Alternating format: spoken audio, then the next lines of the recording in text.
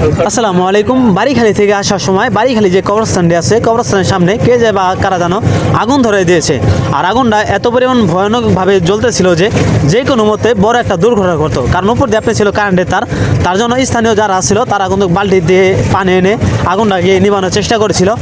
তো আপনি আগুনটা অনেকক্ষণ চেষ্টা করার পরে কিন্তু আগুনটা নিভাতে তারা ব্যর্থ হয়েছিল। তারপরও সবাই মিলে একত্রভাবে হয়ে আগুনটাকে নিবানোর জন্য চেষ্টা করছে। দেখতেই পাচ্ছেন বালতি ভরে ভরে পানি আনছে। আর একটি দুর্ঘটনা কিন্তু সারা জীবনের কান্না, কারণ এই আগুনটা যদি না নিবাইতো তারা, তাহলে হয়তো বড় একটা দুর্ঘটনা ঘটে যেত। কারণ আপনার কারেন্টের তার আছে উপর দিয়ে, আর এমনভাবে আগুনটা জ্বলেছে দেখতেই পাচ্ছেন। উপরে গাছগুলো কিন্তু আপনার আগুনে পুড়ে যাচ্ছে। তারপরে স্থানীয় অনেক ভাই ব্রাদাররা ছিল, তারা সবাই মিলে বালতিতে করে পানি এনে তারপর আগুনটাকে নিবানোর চেষ্টা করেছে। আর আমরা বাড়ি থেকে আসার সময় দেখি এই ঘটনাটা। কারণ আপনার যারাই এই কাজটা করুক না কেন, অনেক একটা কাজ করেছে। কারণ সাধারণ একটা ভুলের কারণে কিন্তু অনেক বড় দুর্ঘটনা করতে পারে। হ্যাঁ, যারা এখানে ছিল উপস্থিত তারা বলছিল যে কারা নাকি বিড়ির আগুনে এই আগুনটা নাকি ধরেছে, সঠিক বলতে পারলাম না। তবে যারা এই কাজটা করেছে তারা অনেকটাই খারাপ একটি কাজ করেছে। তবে এইসব কাজে থেকে সবাই বিরত থাকবেন।